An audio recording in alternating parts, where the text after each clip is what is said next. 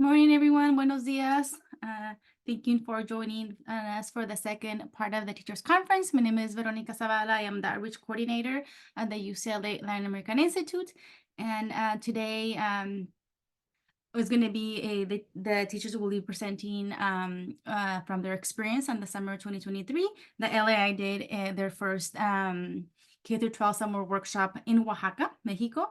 It was a month-long program where we had a very interdisciplinary summer. We integrated history, geography, language, cultures, and today the teachers will be presenting part of their curriculum units that they generated as a result of this summer program.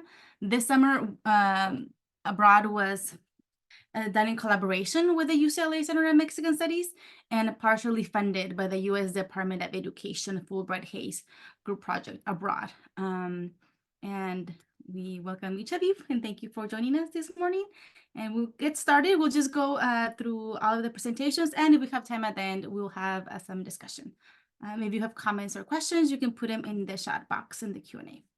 And then we'll start with the first Maestra Karina. Gracias. Let me share my screen.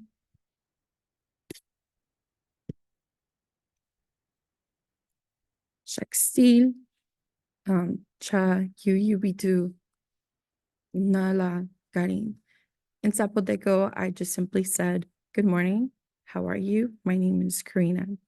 And before I begin to share my presentation with you, I would like to thank Veronica for coordinating this wonderful program. I cannot express in words how magical this experience was.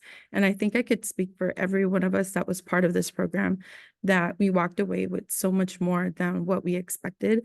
And I also want to thank Dr. Gaspar for being part of the program as well. He was integral in getting us to understand how diverse and complex Oaxaca is.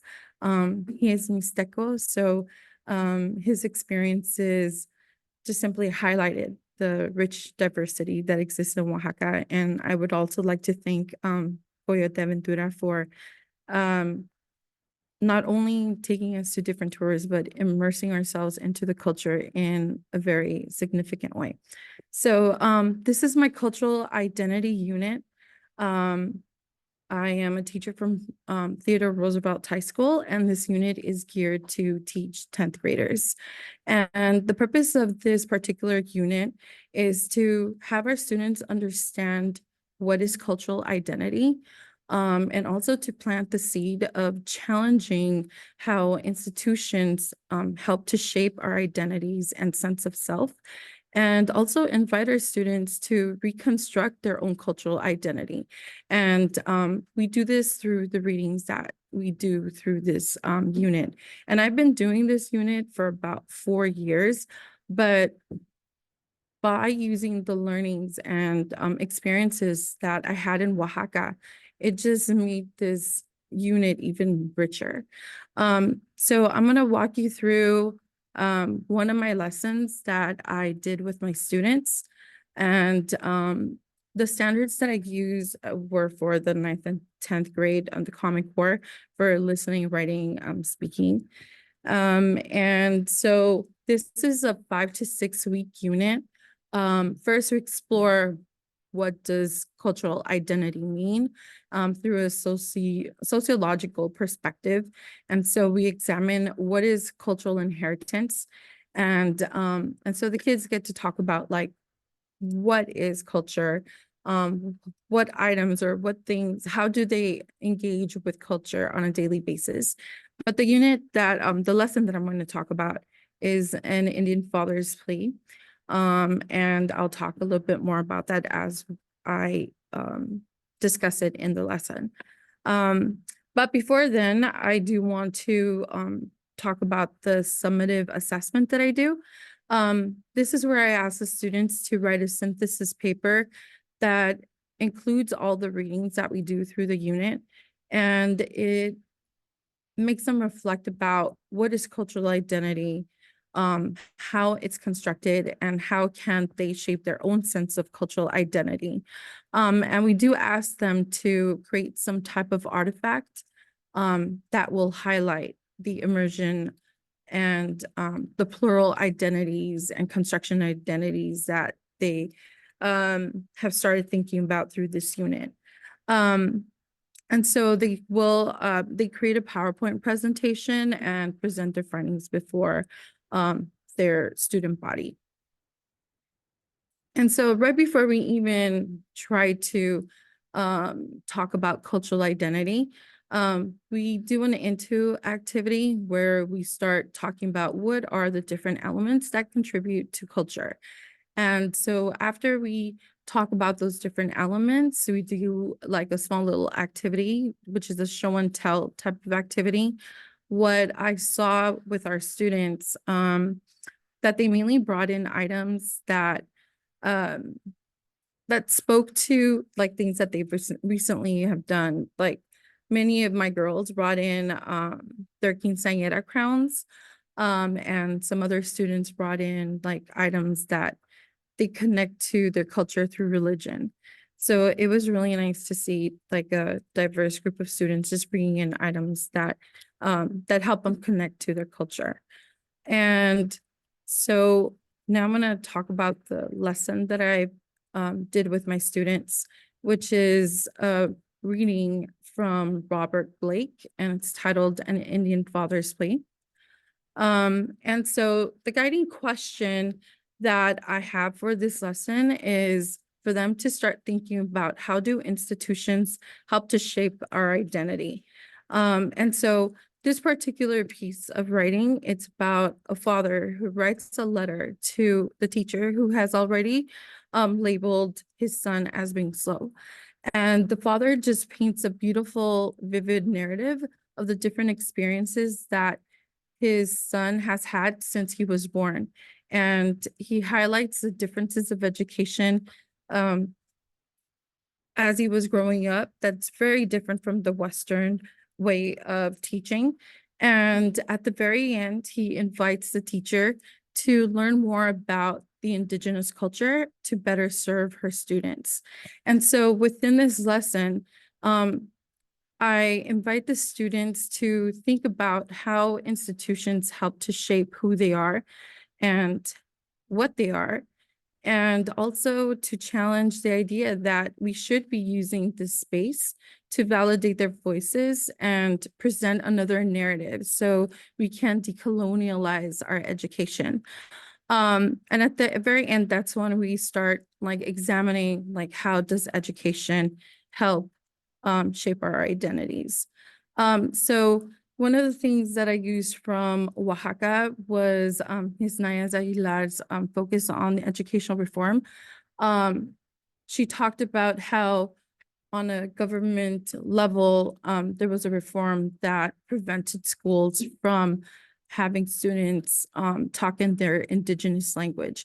And this is something that also happened within the US. So it's important to talk about how institutions try to silence our voices, our identities, and so we can challenge that within our daily practices. And so in this particular lesson, I also talked about, I shared with my students like my own educational experiences in learning Zapoteco. It was very challenging. It seemed like every day we were trying to conscribe the lessons and transfer them over to like the Western way of learning. And that's not how our professor Samuel Bautista taught us. It's very fluid. And so I taught my students some of the phrases that I learned in the trip. And so we would say them every day. And I also taught them words that we learned from our loteria lessons, and we played it on one occasion. And so here you see a picture of like my students engaging with the text and talking about it. And so the activity, as I had mentioned a little while ago, the supplemental lesson is for them to learn the different words in Zapoteco, and at the very end, reflect how is it that these institutions of power don't necessarily allow us to use our own language, and to think about like how does it contribute to shaping their sense of self. And that's the end of my presentation. Gracias, Maestra Karina. Thank you so much. Maestra Jackie, you're next. Hello, yes, thank you. Good morning. Let me just start sharing my screen.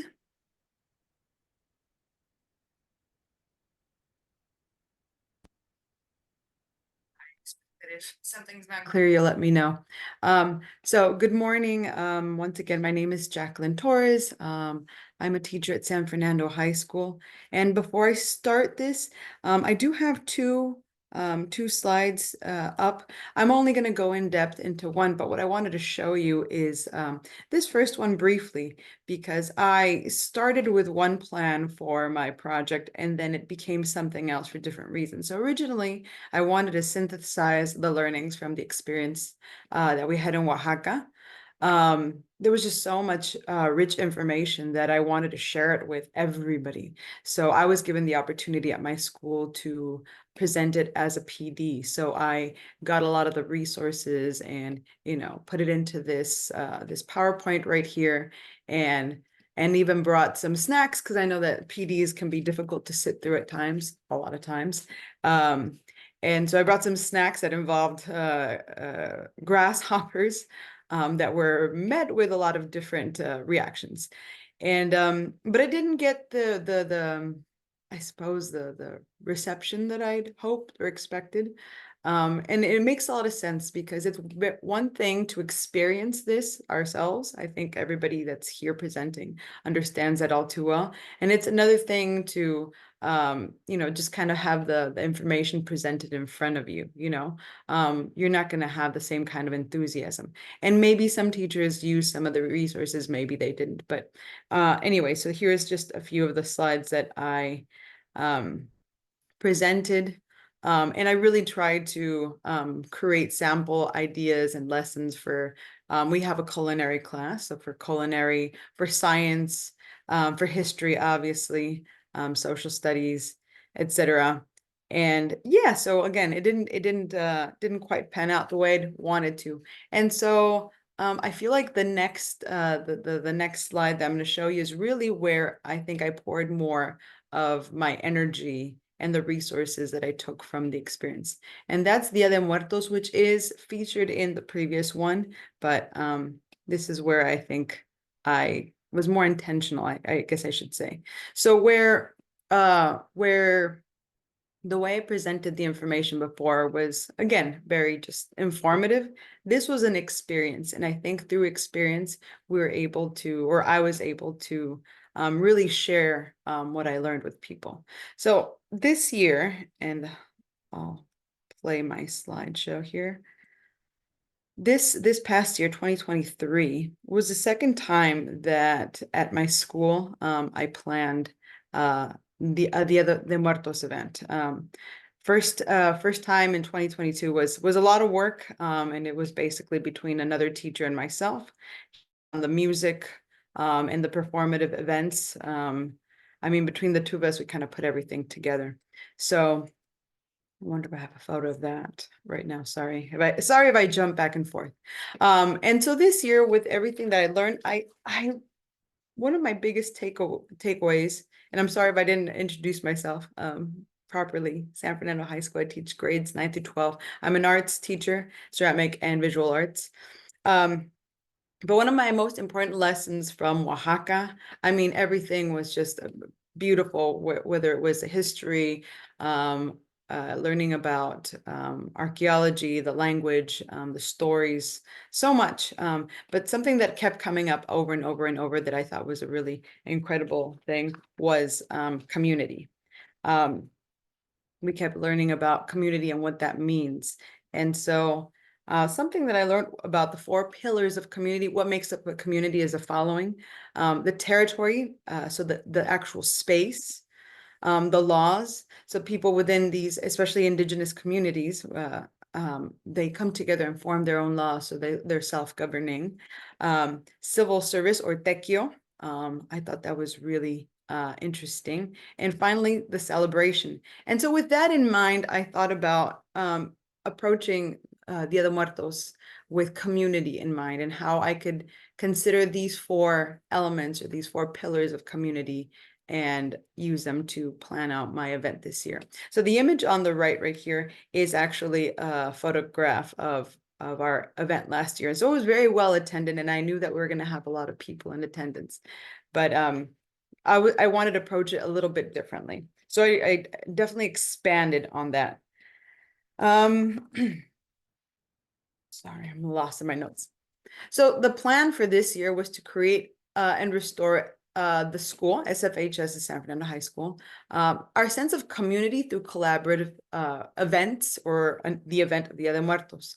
Our school's been around for a really long time, and I think a few people here also might work in one of those schools that has a history like that. You know, our school's, I don't know, over 120 years, I want to say.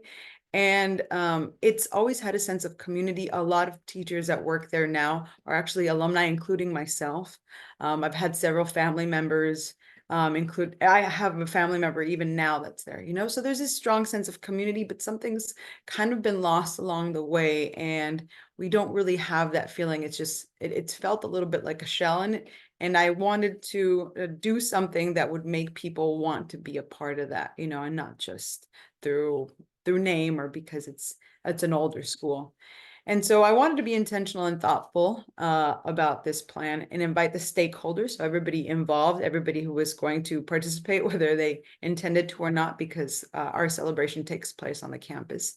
So invite the stakeholders to give input and take charge of important roles. So it's not me dictating or delegating, you know, everybody needs to do this or that. It's, this is what I would like, you know, and what do you think is a good idea, and what do you think is a good idea, and how should we go about it, and run with it, and I'll support you, and we'll support each other.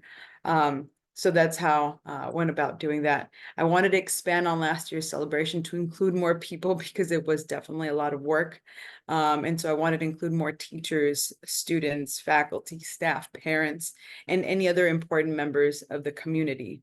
So I think we were a lot more successful in that, where last year it was really 2 main people planning it. Planning the event, and a few people supporting us. This year, I would say there was about 30 major people that were planning it out, as far as teachers and faculty, but there was also a lot of staff and students. We invited other schools to participate. I think I reached out to some of my colleagues here also to participate. So it definitely grew. And what I mentioned just now, we invited other schools to participate. So we had local middle schools and even elementary schools that came by to participate. And what that looks like, or what that means, is that there was art that was showcased, there were performances they got to do and be involved in. And if they weren't, there was a lot of activities that were occurring for them to be a part of. So I want to show you some of the beginning stages, the planning stages, and then some of the pictures of other things that, or the event. So our woodshop teacher, he helped me, he helped by building this really big, I think that's about 6 feet tall, stacked, that's our altar, our community altar. So we put this in a central part of the space, in an outdoor quad area. And as you can see, we decorated it, and we put some of the more traditional elements and photos and a lot of things on it. But, you know, that was a really important element that, you know, we needed for him to provide us with. Here's some of my students' artwork. So as my actual formal classroom lesson, I have another whole PowerPoint on just Dia de Muertos. And so, you know, I talk about the history of it, and how it was practiced before, thousands of years ago, how it's practiced now today. And then we look at art. So we were looking at art, or the Catrinas, the ceramic Catrinas that are made in Capula, Michoacan, and using that as inspiration to create our own Catrinas. We also made little calaveritas or skulls of that. Here's another thing that we did. So it's a quick video that shows we did a little seed mosaic. I've seen that seed mosaics were present in a lot of altars that I've seen in the past. So we bought beans and corn of different colors, and we created this little mosaic that we put at the base of our altar. So see a quick video of us in action.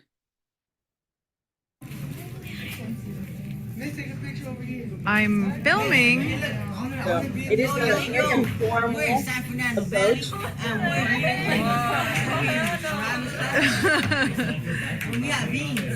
Cool.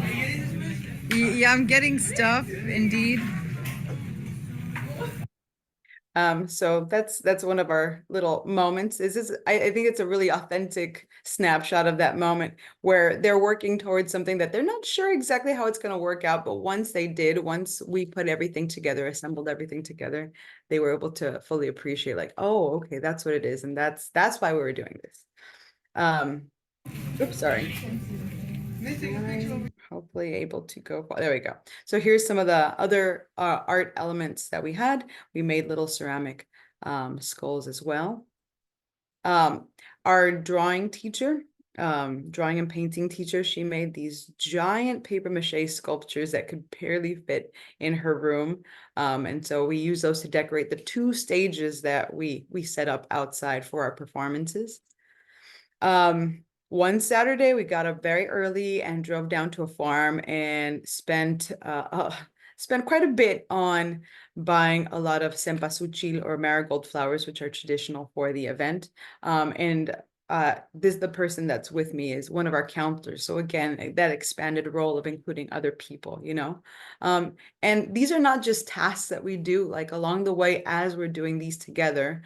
What's nice is that we're kind of forming or strengthening relationships that we already have. So it was, that experience in particular was really, really nice. Like I enjoyed that. It was a very long drive. It was near San Diego because this farm reached out to us and gave us a good deal. And so it was pretty much an all-day event, but it was a really nice experience to be able to do that. And it just so happened that the people that owned the farm were aware of our school, and they actually donate a few extra flowers as well. We invited Monica Rodriguez also to the event, and she gave a welcome for us, which was really nice. So, I mean, we reached out to everyone and anyone who was willing to come to our event. Theater put together a spoken word performance, and so those are the kids in front of the school and along with their teacher, Mr. Brown. Folklorico, led by the Spanish teacher, one of the Spanish teachers. They always perform for events like this. So there they are in their traditional Veracruz costumes. And then we invited a group of a local group, Ulama players. So Ulama, if you don't know, is a traditional ball game that our ancestors played for thousands of years for a lot of different reasons, ceremonial reasons, to settle disputes. And so it consists of hitting a ball with your hips, and this ball is made of solid rubber. And so this team carries around a ball that's about 8 pounds of solid rubber. And you'll see a quick demonstration of that. And you'll hear probably some drumming in the back.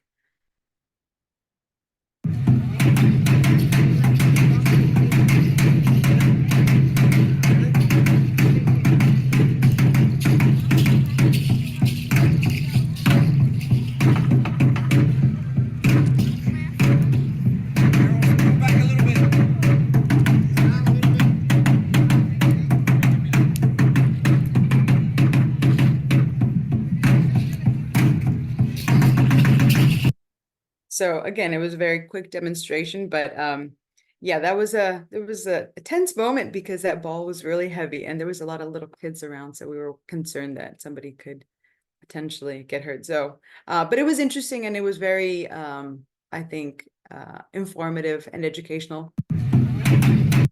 Sorry. There we go. That's our stage in the background. Our other counselors, led our Catrina contest. We had a parade and a contest afterwards. So on the right are the winners of the contest. On the left are our counselors that also got dressed up and hosted the contest. And here's a little bit of the music department playing little clips of songs, of some of their songs.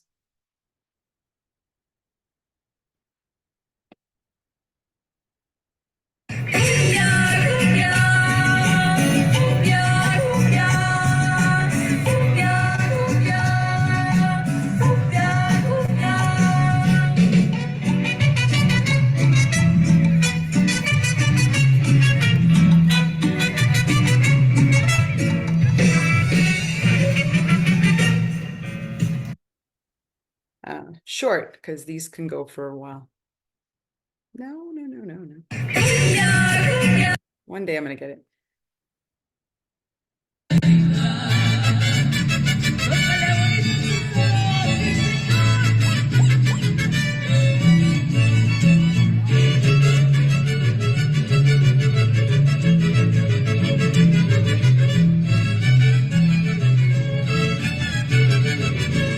Por el cerro de la cruz el sol ya se deja ver. Por el cerro de la cruz el sol ya se deja ver. Y en el agua de tu presa la luna va a aparecer. Y a sus cañaverales muy pronto quiero volver. Ay, ay, ay, de Calitlán.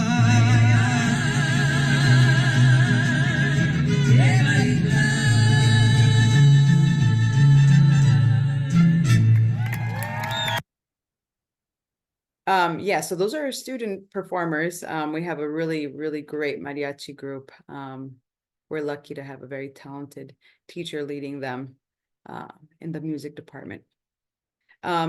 And then here's some photos of other performers that we had, student performers that also came, and student helpers. They were leading small activities with younger children that came to visit, or were helping set up. I mean, all the decorations that are everywhere, including the altar, that was, that was all student work. I mean, that's us as teachers, leading the project, but ultimately everything that's there is done by the students.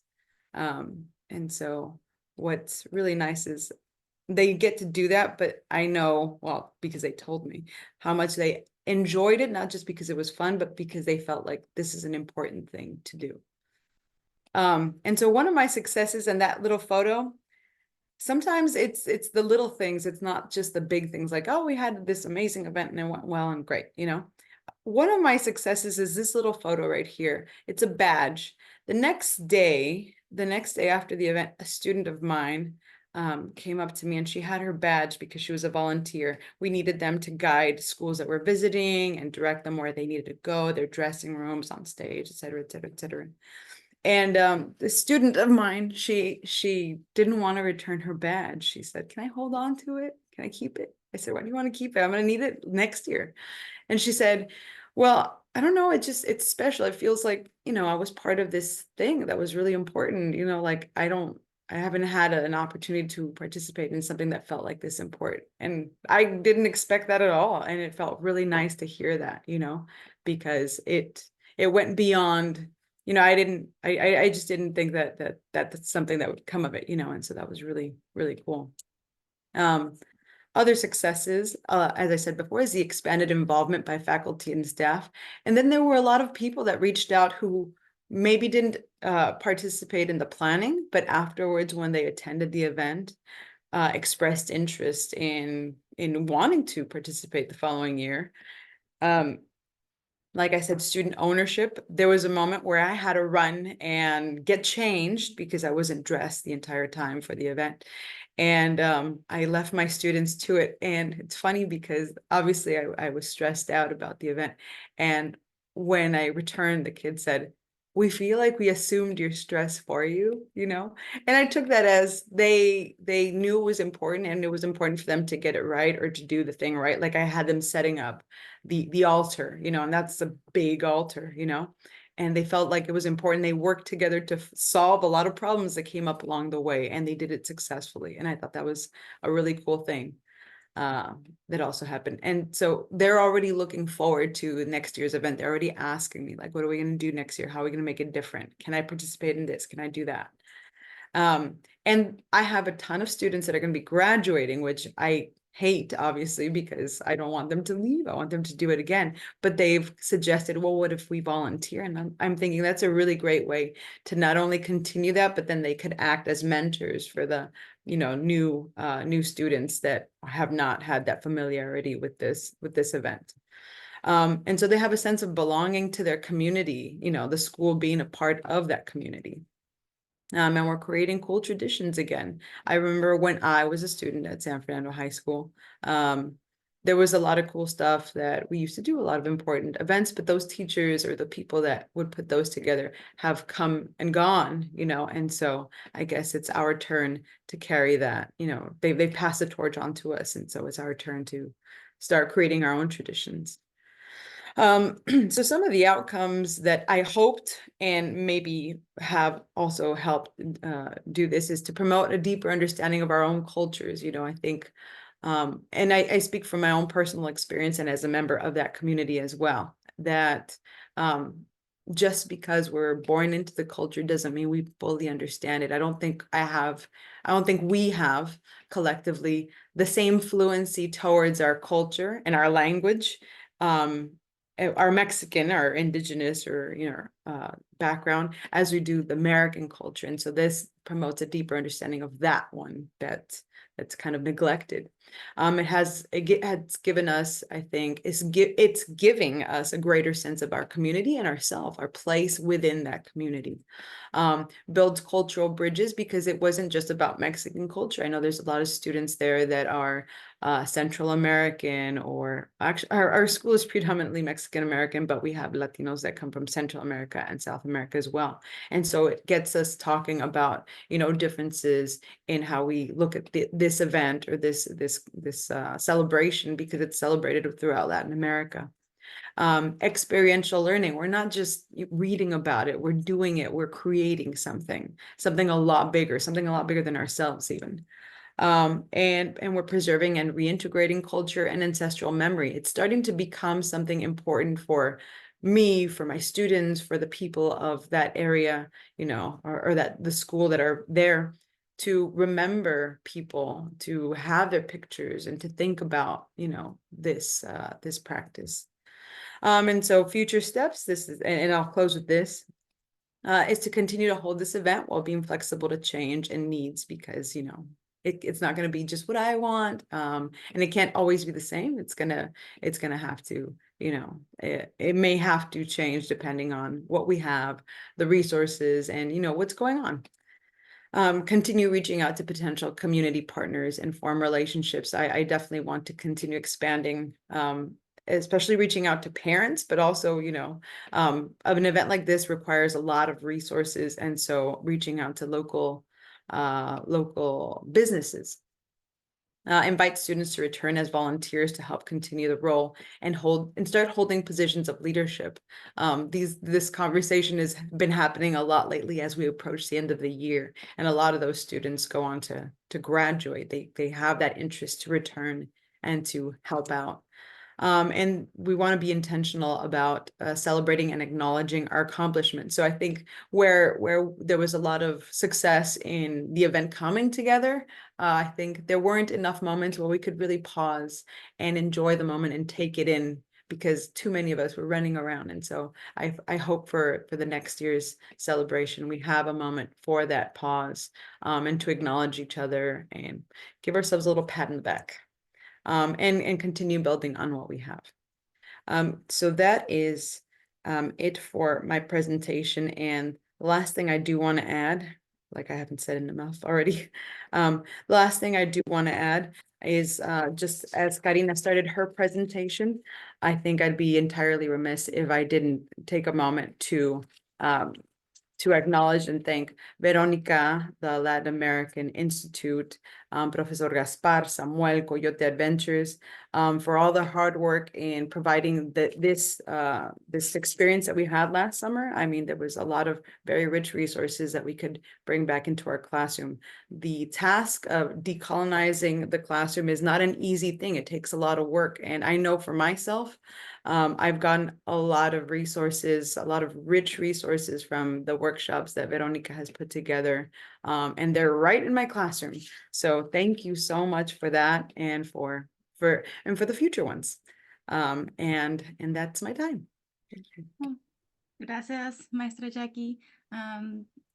Maestra Jamila, are you ready? Thank you. Yes, I am. Here we go.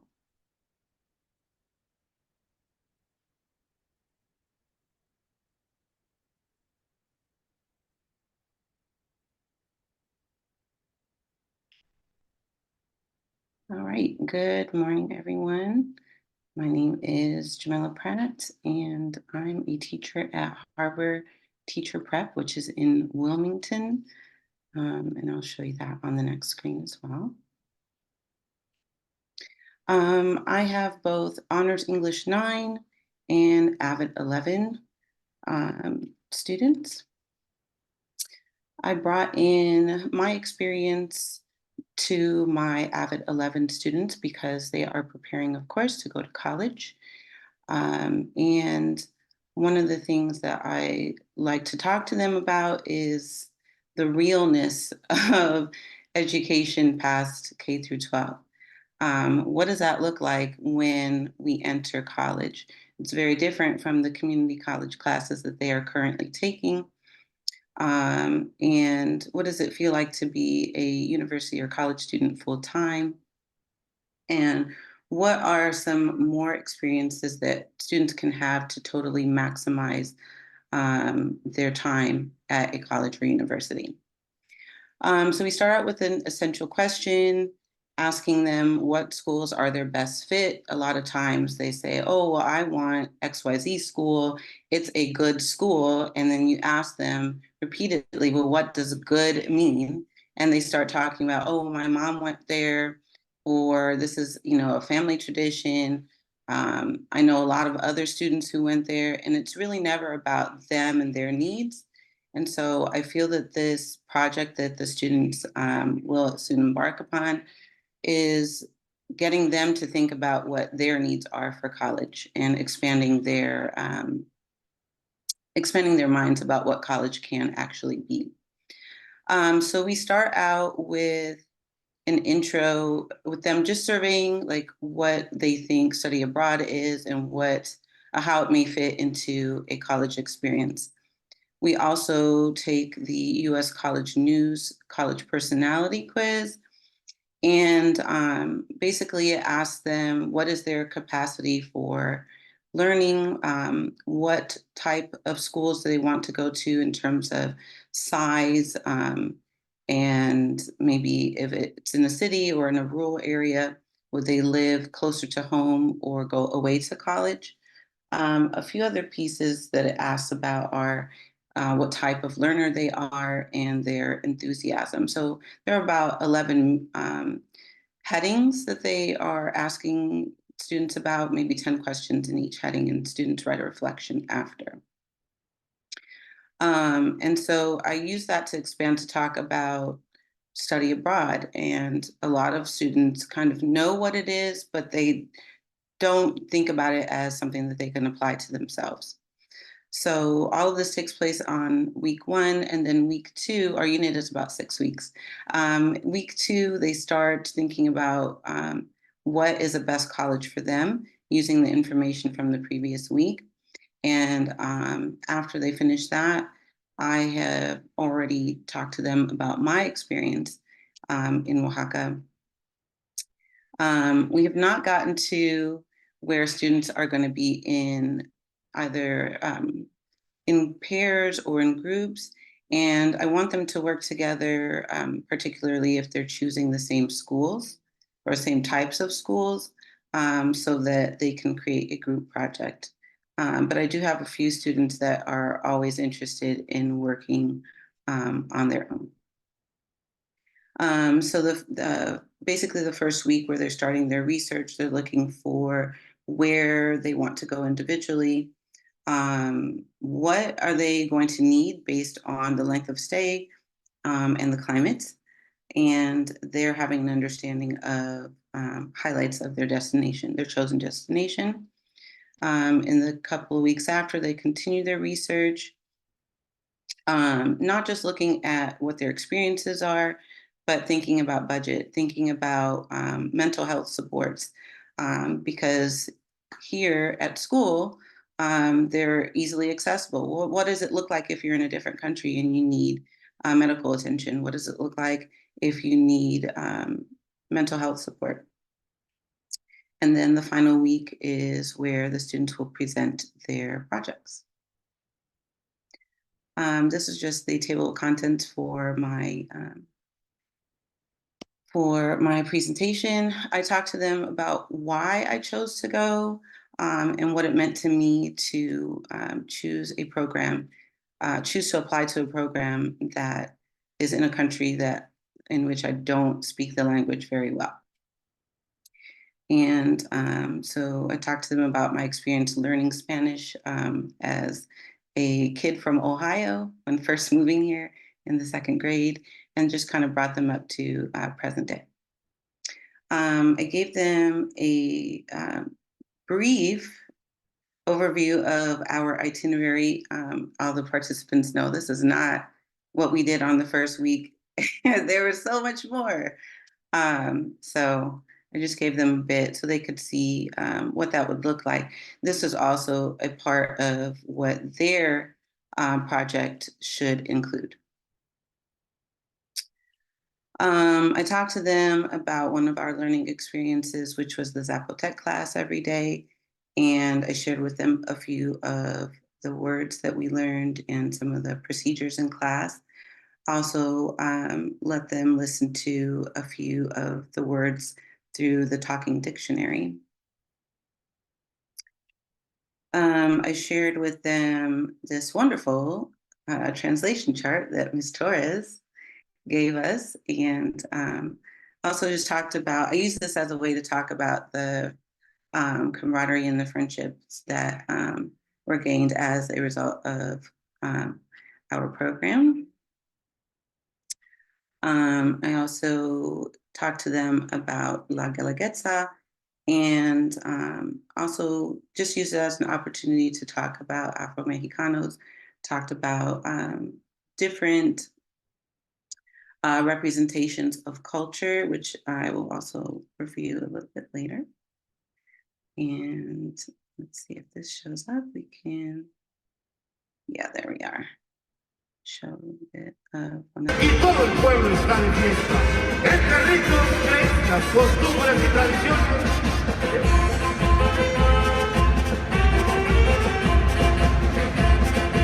Entre aroma de copal, cera y flores, van pidiendo que todo sea bueno. Adelante van los mayordomos y el rezadero. Lo acompaña todo el pueblo. Pues así es la costumbre, cuentan los abuelos. I'm actually going to stop it here because I want to Y todo el pueblo está de do another video. There we go. And I believe this one.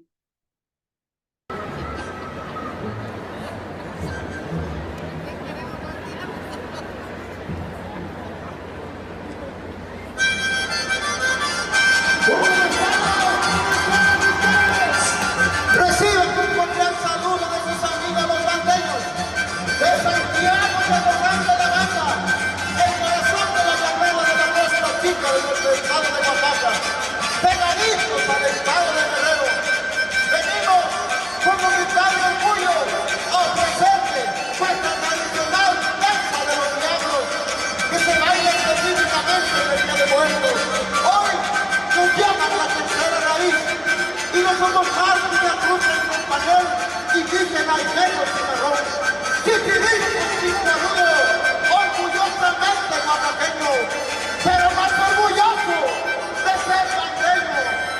Sóbale esa vara que retumba el monte, suena esa charrasca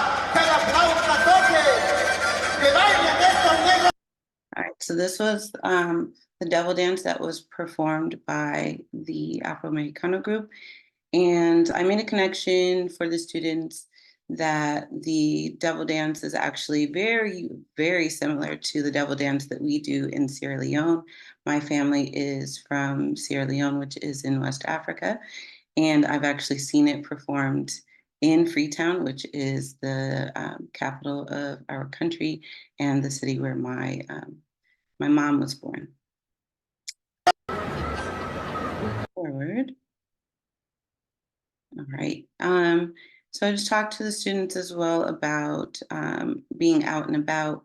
What does that look like when you are in a foreign country and you are trying to learn about the people, you're trying to understand culture and history? How can you be an asset and travel intentionally and be respectful of the people that you're around?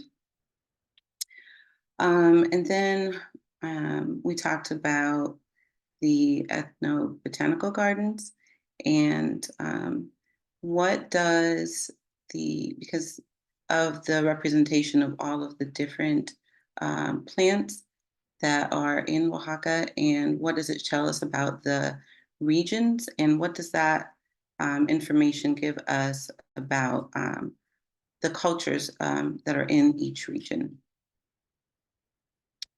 We also went on to talk about the street art. Kids were super excited about this one. These were all from the same area. And of course, the students were totally interested in the food, and they talked about wanting to travel just for food. But we talked about, well, what does food tell us about a culture, and what do the ingredients let us know about what's available? What connections can we make between different cultures and how we prepare foods? I'm gonna go ahead and stop the share now. So we're in the middle of testing season right now, so I have not been able to complete the project with them.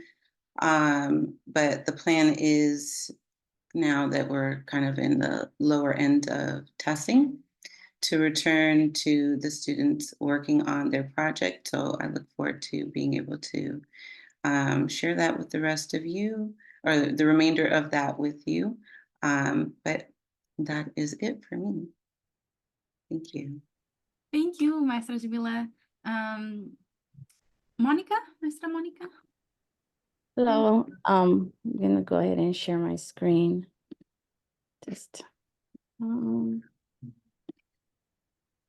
Hi, everybody. My name is Monica Flores. I teach Spanish at Kindru Medical Magnet High School. I haven't yet implemented my lesson plans. So since I teach Spanish, I'm going to explain this in Spanish. So what you're looking at is essentially my written lesson plans. Once I implement my lesson plans, for sure, a lot of the stuff is going to change. But I wanted to do a lesson plan where I gave my students an opportunity to explore Oaxaca and sus pueblos originarios. I'm going to switch to Spanish because otherwise I'm going to be a bit confused here. But anyway, entonces busco que ellos exploren qué es esto de pueblos originarios, ¿no? Entonces, siempre cuando comienzo, digamos, una unidad, como forma de introducción, yo siempre quiero saber qué es lo que los chicos saben sobre el tema, ¿no? ¿Qué es lo que saben sobre Oaxaca? Entonces, porque nunca llego pensando, ok, ellos no saben nada, quiero saber lo que ellos sepan, ¿no? Entonces, siempre les hago estas preguntas: ¿qué es lo que sabes sobre Oaxaca? Cuando piensas sobre Oaxaca, ¿qué te viene en mente? Entonces hacemos un poquito de qué es lo que saben ellos, ¿no? Entonces hacemos actividades donde ellos comparten y a lo mejor inclusive muchos van a decir, pues no sé nada, lo cual está bien, porque es el propósito, ¿no? De esta unidad, es explorar Oaxaca, esta em, parte de México, porque muchos de mis estudiantes suelen ser mexicanos, pero también son centroamericanos, pero la mayoría son de México, ¿no? Entonces, después de eso, hacemos un tipo, digamos, de scavenger hunt. Y aquí puse algunos enlaces, ¿no? Que conecta eso, para que ellos puedan explorar un poquito de los aspectos de Oaxaca que hemos visto en este viaje. Y ya después de eso, pues hacemos una actividad de un juego, ¿no? Cahoots, a ver si todos acordaron en lo mismo. Y ya después de eso recopilé algunas fotos que había tomado sobre Oaxaca. Y hago una presentación que también está conectado con la búsqueda de tesoros que los chicos han hecho, para que ellos también visualicen qué es lo que habíamos visto. Incluí quizá unos 3 videos ahí adentro, que ya después creo que voy a hacer inclusive unas actividades con esos videos, porque hay un video en donde vamos a un mercado y una señora está viviendo una bebida local que se llama tejate, entonces ella está hablando sobre cómo es que se hace esta bebida, ¿no? Y yo cuando fui al mercado, es la primera vez que yo había bebido esta bebida, entonces para mí ir a Oaxaca era una experiencia única, fue una experiencia que realmente em, eh, fue algo, bueno, para mí fue algo que como todos, fue algo en el cual cambiamos, do- inclusive evaluamos, ¿no? Nuestra propia identidad como mexicano. Bueno, yo soy de México, pero crecí aquí en los Estados Unidos, entonces también cuando hago estos tipos em, de lecciones sobre la identidad, pues también de cierta manera también me afecta a mí, porque para mí ir a Oaxaca era explorar un aspecto de mi cultura en el cual yo veía, estaba tratando de aprender a mi alrededor todo lo que estaba viendo, y de verdad fue un reto para mí pensar en México en otra forma diferente, porque para mí todo esto era muy diferente, pero al mismo tiempo se me hizo muy familiar. Entonces, esta también va a ser una oportunidad para mí explorar con los alumnos esta cuestión de identidad de nuestras raíces indígenas, ¿no? De nuestras raíces de estos pueblos originarios. Entonces, quiero también discutir con ellos qué significa esto de pueblo originario. ¿Y qué es diferente a decir, digamos, indio, cierto? Porque los pueblos originarios se definen un poquito diferente, y es los pueblos que siempre han existido digamos, en México, en Centroamérica, en Sudamérica, desde antes del siglo XVI. Entonces, vamos a ver esta definición que Alicia Barba escribe en un artículo que publicó en una revista que se llama Arqueología. Entonces vamos a ver eso, cuál es la definición que da, y también vamos a ver qué es lo que dice México, ¿no? En la Constitución mexicana, sobre nuestros pueblos originarios, quiénes son los pueblos originarios. Y aquí también creo lo que voy a hacer, porque Yamila había mencionado nuestras raíces afromexicanas. También quiero tomar una oportunidad de quizá explorar esas raíces, porque nuestro pueblo afromexicano apenas se ha reconocido en la Constitución mexicana. Entonces, también quiero incorporar eso en mis lecciones, pero bueno, entonces vamos a explorar qué es lo que dice la Constitución sobre esto. Y ya después tenía en mente hablar con ellos, que ellos exploren esta idea, ¿no? Y ya después también quería incorporar un poco de historia que nos ha presentado el profesor Ricardo sobre Oaxaca, sus pueblos originarios también. Y vamos a ver mapas y mapas también de lenguas, cuáles son las lenguas que se hablan en diferentes partes de Oaxaca. Y también quería que ellos exploraran, ¿no? Las lenguas también de Oaxaca. También algunas de estas lenguas están a punto de desaparecer. Entonces encontré un video que también hablaba brevemente de eso. Y también quería incorporar algunas de las lecciones que el maestro Samuel nos había enseñado sobre su propia lengua, el zapoteco. Entonces, que los chicos practiquen cómo introducirse. Entonces, íbamos a hacer lecciones sobre eso. Y también, como algunos de mis compañeros, también incorporar la lotería, pero en una versión zapoteca, ¿no? Uno de los proyectos que tenía pensado era que los chicos, después de todo esto, exploren los pueblos originarios de Oaxaca, que también incluyan ejemplos de la lengua como parte de su presentación. Am, y eventualmente quiero también que ellos eh, se fijen en sí mismos.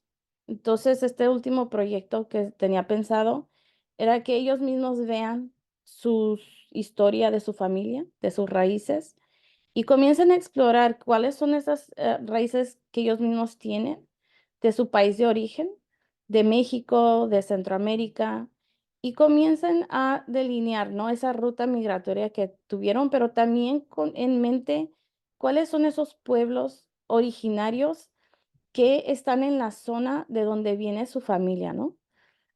Y yo tuve una oportunidad de explorar esto un poquito en otro taller que se hizo también en este mismo programa, donde pude explorar un poco de mis raíces, porque yo soy originalmente de Jalisco. Entonces quiero que los chicos también hagan algo similar, donde ellos también exploren esas raíces, inclusive hagan narrativas cortas, ¿no? Sobre su familia, pero también eso van a tener que hacerles preguntas a su familia. Entonces, ese tenía en mente hacer ese proyecto de identidad ya al final de todo esto, porque me gusta que ellos mismos se conecten, ¿no? No simplemente que estemos explorando, o sea, nuestros pueblos originarios de Oaxaca, pero también esa pregunta que a veces nos preguntamos, well, what does it mean to me? ¿Qué significa todo esto para mí? Entonces, también quiero que ellos comiencen a pensar, ¿no? De cuáles son mis raíces, cuál es mi conexión a los pueblos originarios, porque algunos de mis alumnos, digamos, de Centroamérica, inclusive de México, me dicen, oh, mi familia habla mixteco, por ejemplo, pero a lo mejor ellos no. Inclusive, hace 2 días, una alumna mía de Guatemala me dijo, oh, sí, mi familia habla quiché, yo sé algunas palabras, yo soy trilingüe, pero es porque comenzamos a hablar, ¿no? Sobre Guatemala.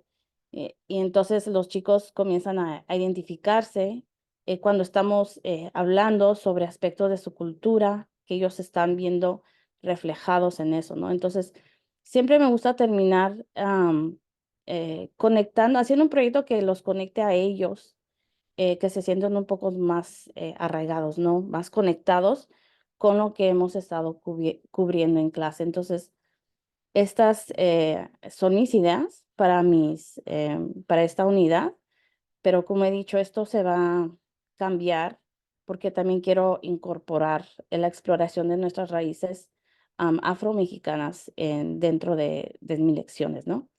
Entonces, Verónica, muchas gracias. I'm going to stop sharing. Let's see, share, stop. Not sure how to stop. Oh, stop. There you go. Te quiero dar las gracias por esta oportunidad, porque yo sé que esto fue algo que cambió mucho nuestra, inclusive para mí fue algo que fue un reto en cuestiones de identidad, ¿no? Porque recuerdo que habíamos inclusive hablado sobre que si teníamos permiso, ¿no? De decir que nosotros mismos somos indígenas. Y yo recuerdo haber preguntando, pero ¿qué significa eso? O sea, yo crecí con identidad de ser mestiza, de ser chicana inclusive, porque eso es lo que es más familiar para mí, pero cuando dijeron eso y cuando pregunté eso, era algo que estaba pensando, bueno, me están dando permiso de decir, ¿no? Que soy también, pero ¿qué significa eso? Entonces, esta lección para mí va a ser también una oportunidad, no solo para que los chicos también piensen en eso, que nos vamos a dar permiso de decir eso, pero ¿qué significa eso para nosotros? Entonces, también es una de las metas de mi lección. Y voy a hacer changuitos a ver cómo me sale la Mm. lección. Muchas gracias. Muchas gracias, maestra Mónica, por compartir. Vamos con la siguiente, maestro Marcos. ¿Está listo? Hi, good morning. My name is Marcos Santos. I work at East Valley High School. I want to thank Veronica and the team that led us through this wonderful opportunity for being a part of this because it was incredible. I mean, I'm a second-year history teacher.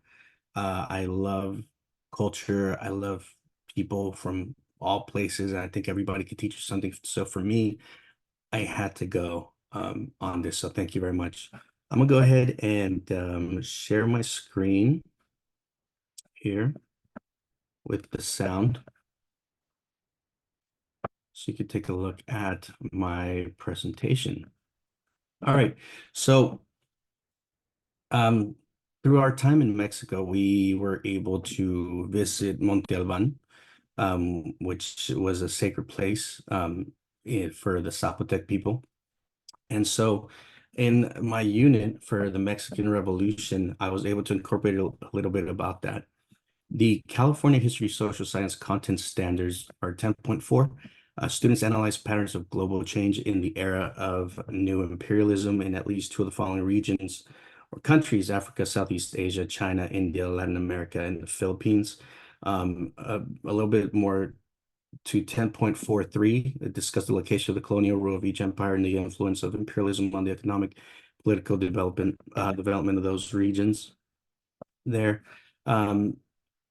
Our objective was students will explore the Mexican Revolution's historical context, evaluate the contributions and philosophies of its central figures, and assess the revolution's outcomes on Mexico's development by engaging in various interactive activities, including simulated elections and role-playing exercises. I went ahead and I started with an attention getter for a really awesome band. I don't know if you've heard of them, Mana. And I'm gonna play a little tiny clip of that for you. Students, what does this song speak about? I have the majority of my students are from Latin descendant, Mexican, Salvadorian, Guatemalan. Even I have a good population of students from Oaxaca, and they helped me also to go ahead and have the non-Spanish speakers understand what we're going through. I also provided them with transcripts so they could read them in English and Spanish. But the questions that we're focused on, what does this song talk about? Why would a song like this need to be written? And then answer these questions in free write. So we went from there to our essential questions. We're focusing on, what's a hero? How is a hero formed? What's a good leader? How's a good leader formed? And we started with the pre-Columbian Mexico, so they can get a little bit of a better understanding. So it was the time before the Spanish arrival in the 16th century. We've already gone through the major civilizations in the Americas. I think that's the very first thing that we do.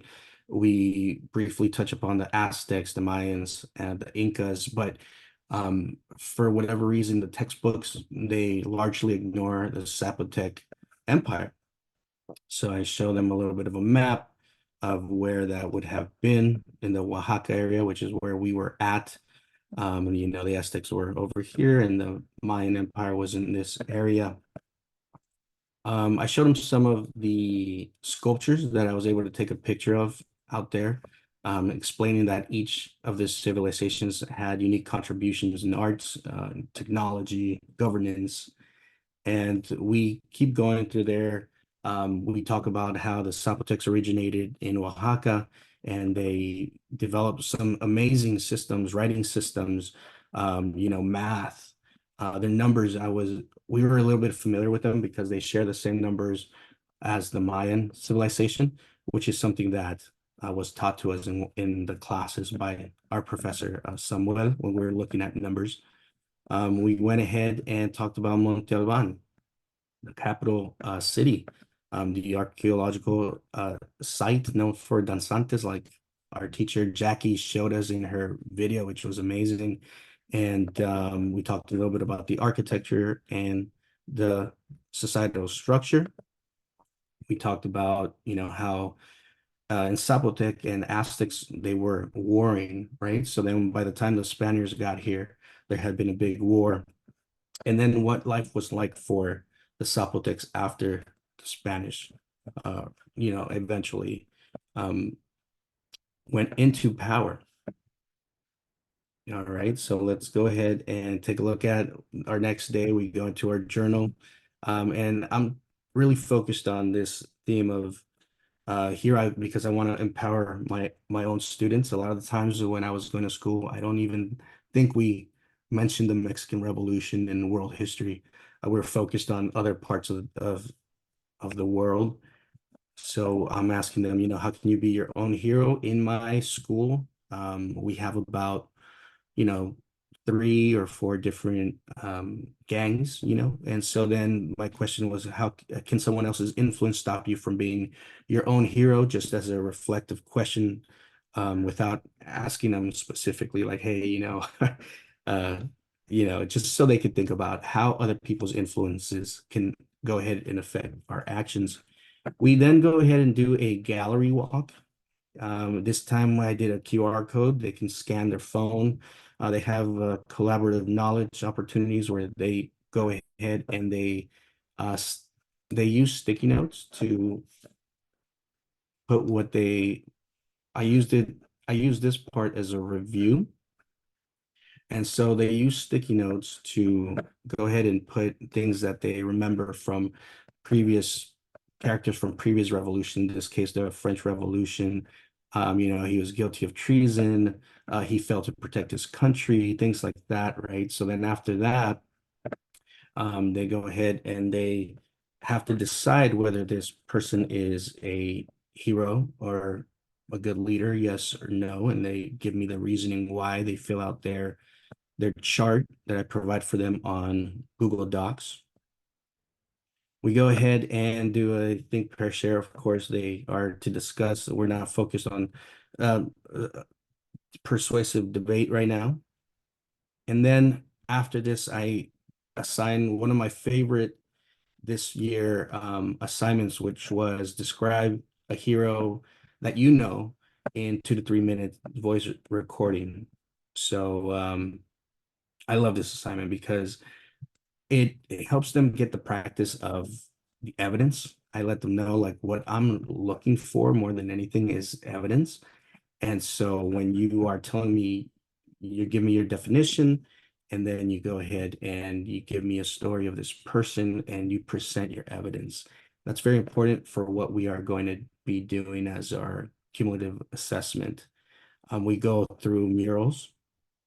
We have a big mural in our high school, and I kind of want to build that school pride, like, hey, we're proud to be from East Valley High School in North Hollywood. We go through what a mural is, talk about Mexico. In Mexico, Diego Rivera and Jose Orozco, they were commissioned to do some of the murals during 1920s, 1930s. And of course, they mostly painted on political issues. So based on their definition of what a hero is and what a good leader is, they create their own mural. They depict at these heroic actions that they are talking about, I give them some questions. What are you going to wear? What kind of background do you want? And, there's a lot of talent in terms of students and drawing, and they get so creative, and it's pretty amazing what they have come up with. Let's see here. Now we go through mural assortment. So I give them these murals. They go ahead and take a look at these different murals. and they try to put them in order, right? We spoke about what civilization was like before the conquista, and so we go and we I have them kind of work together to tell me which murals came first. Of course, the marketplace is just vibrant. We go through, we had already spoken about how in the Aztec civilization, they used these man-made islands for different purposes. And you could see that in this picture. And so one of the students made that connection. It was pretty amazing. We go through La Conquista, Malinche, and the difference between this picture, it's celebrating the vibrant marketplace. Also, that's something that we got to see a little bit of when we went to Oaxaca. It's a little different now, but same kind of spirit. And this picture here now that they see there. So they go ahead and analyze it. They put them in order. And then I give them 10 minutes to finish up their work the next day. Our objective for that day was to participate in a simulated election. Okay, so this part I think is really interesting for me because I went ahead and I had them pick a class. I grouped them together, pick a new class leader, and they went through all the work of like getting these great ideas, slogans, and they got into it. Like they were really into it. Like they wanted to change. I told them, hey, like the new class leader is gonna change me. It's gonna replace me, and it was actually a simulated election where once they went ahead and got on this QR code, they soon realized that actually the only person that was able to be in power was going to be me, right? So they went ahead and chose me, but obviously you see this one's angry, and that's the biggest one. It's the majority of them were angry about it, and I mean they chose the angry GIF. And so we had a journal, write the process of picking a class leader, your slogan, what changes you wanted to make, and how the end results made you feel. And it was really interesting to hear them and say, like, you know what, we're gonna start a revolution, and they were saying like, hey, it's not fair, like you rigged it, and like basically that was the whole point. And I heard a student in the background say, hey, he tricked us into learning today, and I was really proud of that because they got the simulation did what it was supposed to do. We had a Padlet activity where we went ahead and shared our strengths, our weaknesses. If we have any enemies, I went ahead and changed that to like my enemies, their cell phone, because it always takes their attention from me. Then we went ahead and got into groups.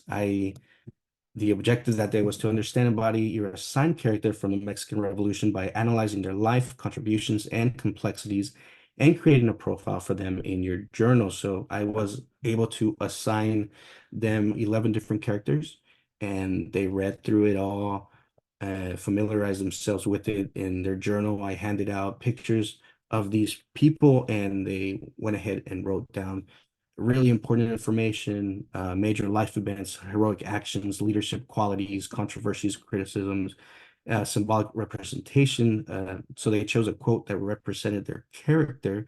And then from there, we went on to conducting interviews. And they got up and they had to go to 5 different students. Of course, they had different characters, right? And they were able to fill out their chart.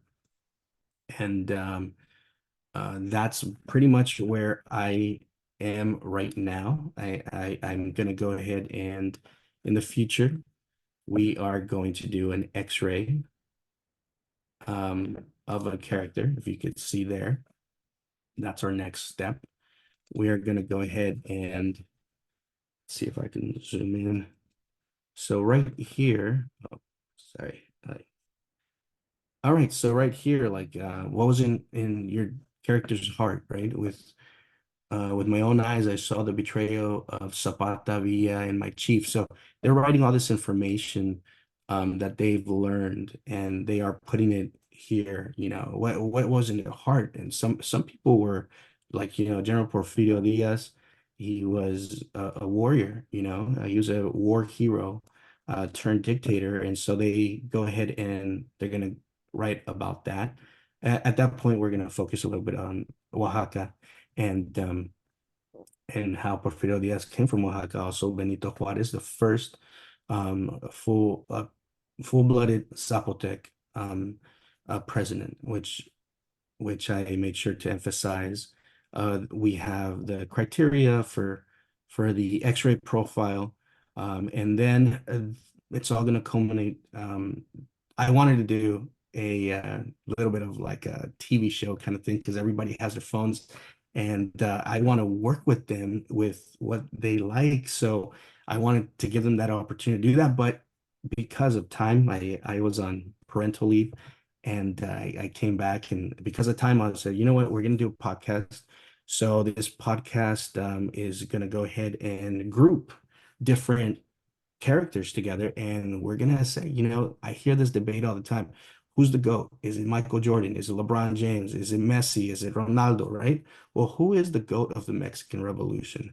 And so then based on their characters, and what I really love is they've already gotten so into it, so they've taken ownership of their character. Like I see them say, no, well, my character kind of did this, and so that's where I want them to get to. So in our podcast, I'm going to say, what kind of evidence do you have for you being the most significant hero of the Mexican Revolution, right? And that's the end goal. And it's going to replace any kind of like essay or multiple choice test, just something a little different, keep it fresh for my students. And that's about it. Thank you so much for this opportunity. It's been honestly just an honor. So thank you. Gracias, Maestro Marcos. Maestra Darian, you're next. Hi, everyone. Let me share my screen. Okay, can you see it? Okay. Hi, my name is Darian Perez. I'm a kindergarten teacher at Normandy Avenue Elementary. I'm really excited to share my project with you today. So the goal for my project was to have something that is all ready to use and implement in the classroom. So hopefully teachers will feel equipped and inclined to use it and teach it in their classroom. And my hope is that it reaches our Oaxacan students and that they see themselves represented in the curriculum and lessons taught in their classroom, as well as expose our other students to the rich diversity and culture within Mexico, specifically in Oaxaca. So these are the essential questions for my project. Why are Indigenous languages disappearing? Why is it important to keep Indigenous languages alive? And what can you do to help keep Indigenous languages alive? So I created a 10-day unit on Indigenous languages, specifically Zapotec, the challenges in preserving the Indigenous language and possible solutions. I did specifically create it for kindergarten, but I think that it's a good fit for K through 2, and it can easily be adapted for grades 3 to 5. So these are the learning objectives. So to identify Oaxaca on a map, understand that there are many Indigenous languages spoken in Oaxaca, provide reasons why languages are disappearing, why it's important to keep them alive, and identify Zapotec as an Indigenous language spoken in Oaxaca. And then we start learning Zapotec, so to be able to greet others, like times of the day, how are you, my name is, name some of their family members and colors in Zapotec, and then ultimately create an artifact that helps to keep Indigenous languages alive. So this slide shows my inspiration from the trip for my project. So this shows some of the amazing people I had the privilege to meet and learn from, but my biggest inspiration was definitely Maestro Samuel. The love and passion he had for his language was so moving, and he came into Zapotec every day just so excited and filled with joy to teach us the language, and I really enjoyed a daily Zapotec class, even though I was learning Spanish and Zapotec at the same time, which was challenging. So this is the lesson plan outline. Hey, wait. Oh, there it is. So the first day will be an intro to Oaxaca. We'll talk about why languages in Oaxaca are disappearing, how we can keep them alive, and then we'll start learning Zapotec, the greetings, how to say our names, family, colors, and then create our artifacts. So each day is already ready to go on the slide. So for instance, it says day 1, and then I even included detailed lesson plans. If you press the link, it brings you to another page, and I even scripted everything out that you can say. So hopefully teachers who don't know about Oaxaca or don't feel confident in teaching it still will and can, because everything is here scripted of what to say and do.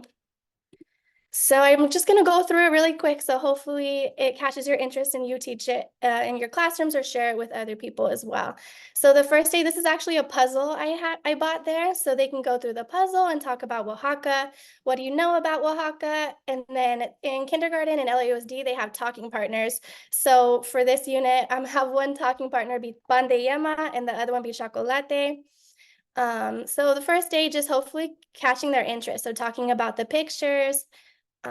These are some of the different ones. And then this one, you hear from a little girl speaking in Zapoteco, and I thought this was really special because the girls are young, just like my kindergartners are 5 years old. And then I have an extension activity where they can color and learn about the Zapotec gods. Day 2, we also start talking about the indigenous languages, why they're in, oh no, this one is the language death in Oaxaca, so how they are starting to disappear and why they're starting to disappear. And then this is what they would do. So what is, they would draw or write, how do you think Indigenous students feel when they are not allowed to speak their language at school? Oh, and then so they would talk in their talking partners first. And then we talk about how our language is an important part of our identity or who we are. It's part of our culture. And so language plays an important role in the food we eat, the stories we hear and tell, and the traditions we have. So here I have some different videos you can share with the students. And then specifically, we talk about Zapotec weaving. And then these are some of the different words in Zapotec. And then they talk about these pictures. And then they would draw or write something that they learned about Zapotec weaving for this day. Okay, and then we start learning Zapoteco. So the first day, they learn how to greet people at the different times of the day. So Sakshtil, Sakleeshi, Sakchi, Sakshin. And then they will see if they learned it by drawing the picture that matches the saying for that time of day. And we even have a fun game. So 4 corners, you would put like the pictures of the different day, and then you would spin the wheel. So to see, like, so if I say Sakshin, do you know what time of day it is? And I also have some of the music we listen to playing in the background. And then the next day they're learning, oh, how to say, how are you? Good, how are you? And this is also where I incorporated alebrijes as well. So I bought a bunch so that they can use them as puppets to practice greeting each other in Zapoteco. And then here you see the pan de yema and chocolate partners again. So they'll walk around to the music and then practice greeting one another. And then there's another extension activity. This is a book where you can read about the different tonas y nahuales, and they can choose which one they identify most and color it. Here's more about that. And then they'll learn how to ask, what is your name? My name is, and practice that. And this is also where I incorporated what we learned about Francisco Martinez, and they can create their names with clay. And then learning about family. So the family words in Zapoteco. And then on this one, they can slide the words to see if they know which words go to which person. And then they will draw their own family. So at the bottom, you could see that they can label, how do you say mom, dad, brother, and so on. So they'll draw their picture and then label it in Zapoteco. And then the colors. So we'll talk about the colors. And then this one is my favorite day. So within the colors, I put pictures that we took there and that we learned about. And there's fun facts for each of them.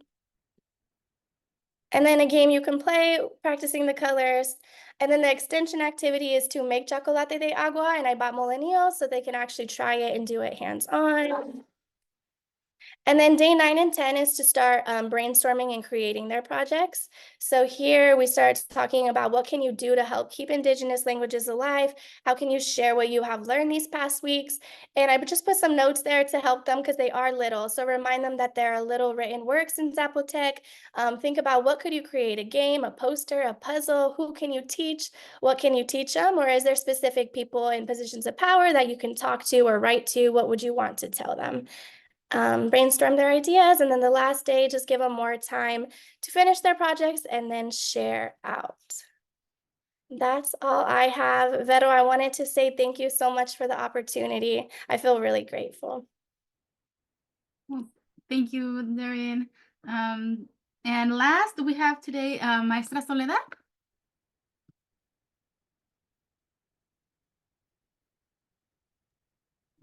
Sí, déjame a ver. Buenos días, mi nombre es Soledad González. También soy maestra de kinder en la escuela Normandy. Soy la maestra del lenguaje dual. Enseño inglés y español a niños de kindergarten.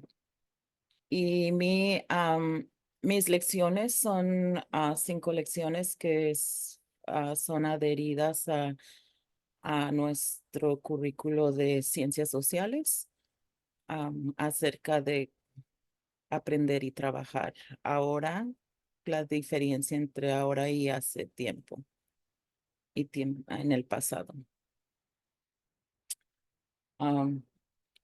Mis estándares son mayormente de estudios sociales, pero también de habla y escritura, participación oral y escritura.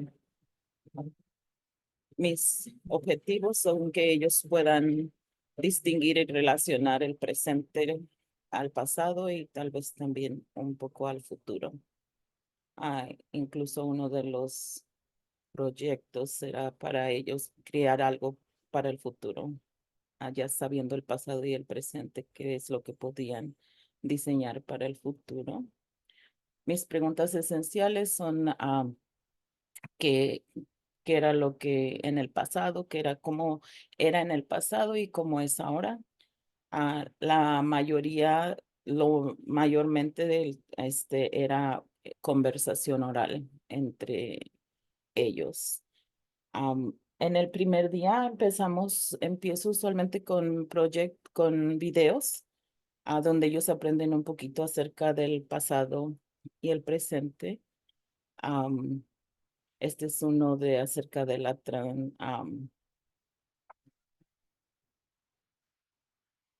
transportación. Y Long ago and now. no lo voy a poner todo, Life was different. pero usualmente para empezar empezamos con videos, con libros. Long ago, people were forces to work. Today, we're going to be talking about the Para- terms long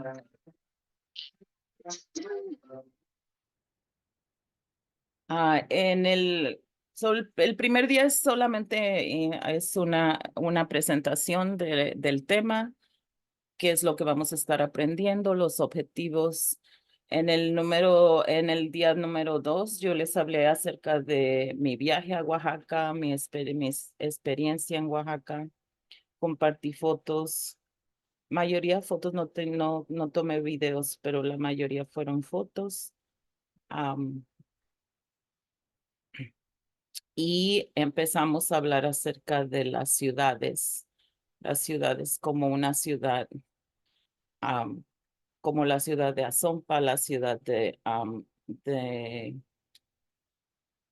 ay, se me fue el nombre, la ciudad más importante, cómo estaba una ciudad, para que ellos comparen cómo era una ciudad, un pueblo en el pasado y a lo que ellos experimentan ahora, una ciudad moderna, como en la que vivimos. En el cuarto día hablamos acerca de viviendas específicamente, ¿verdad? Hablando de sus casas de ellos, cómo está estructurada una vivienda ahora en el presente. Y ahí fue donde yo les presenté fotografías y también un video acerca del pasado. Y aquí fue donde la mayoría de mi presentación fue acerca de las cuevas de Mitla, que son una de las que sirvieron de vivienda en el pasado. Ups.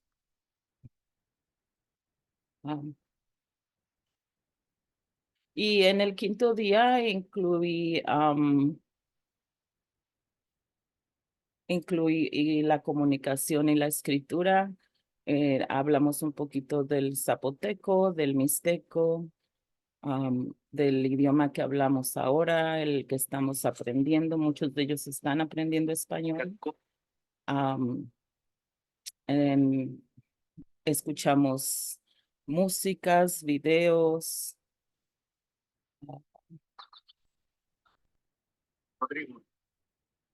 También compré yo sé que es un código muy antiguo, pero compré uno de los libros que tienen unas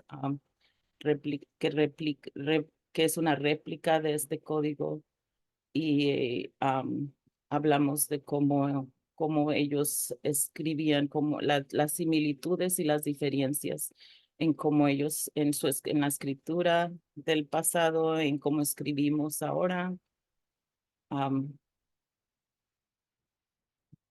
Les hablé un poquito de las historias, como toda esta escritura son más, cuentan una historia, todas esas ilustraciones cuentan una historia y que representan los símbolos. También aprendimos un poquito de las palabras saludar y colores y tal vez la próxima vez voy a usar las slides de Darien porque están mejor para que ellos se identifiquen estas frases mejor, pero fue muy básico. Los números del 1 al 10, los saludos, los colores. Al final, nuestro proyecto final era construir una vivienda y tengo una clase muy pequeña, solo son 16 niños. Y eran dos grupos. Uno usó bloques de madera y uno usó legos para construir una vivienda. Y tenían la opción de reconstruir una pirámide si ellos podían o hacer algo diferente. También este fue el de dibujar y escribir, es un proyecto familiar porque ellos empiezan en la casa preguntando de dónde son sus familias, de sus tradiciones. Los papás les ayudan a escribir y traen esa información al salón para compartirla y también ilustrarla. Y una de las cosas que aprendí durante este tiempo, asistí, ya que había terminado mi proyecto con ellos, mis lecciones con ellos, asistí a una conferencia donde hicieron una representación muy bonita, un baile llamado Los Reguiletes, que es de Guatemala. Pero antes de eso, durante este mes que fue en octubre, también hablamos del Día de los Muertos. Tengo 3 niños que tienen padres y abuelos de Oaxaca y tengo 3 o 4 de Michoacán y y 2 de Guerrero también. Y en esos son unos de los 3 estados donde el Día de los Muertos es todavía más representativo en México. Vimos videos comparando, ¿verdad? Viendo celebraciones en Oaxaca, en Michoacán, en Guerrero. Pero en esta conferencia nos hicieron unos niños una presentación acerca del baile de los reguiletes que es una tradición de Guatemala y es algo que me gustaría incluir para el próximo año con ellos, porque también tengo niños que tienen padres y abuelos originarios de Guatemala. Y eso es todo. Si, cuando comparten cuando Vero comparta los proyectos, tengo aquí en la primera un documento donde describo la lección, cada lección cada día y las actividades que están junto a este proyecto. Y eso es todo de mi parte. Muchas gracias. Muchas gracias, Vero, por esta oportunidad y a todos los que tomaron parte de organizar este proyecto. Gracias. Gracias a ti, Soledad. And with this presentation, we close the session for today, but I do want to say thank you to all the teachers that presented today, and thank you for all the people that participate in this program, for all your dedication, your creativeness. It's been such a pleasure to be part of this and have the opportunity to work with you.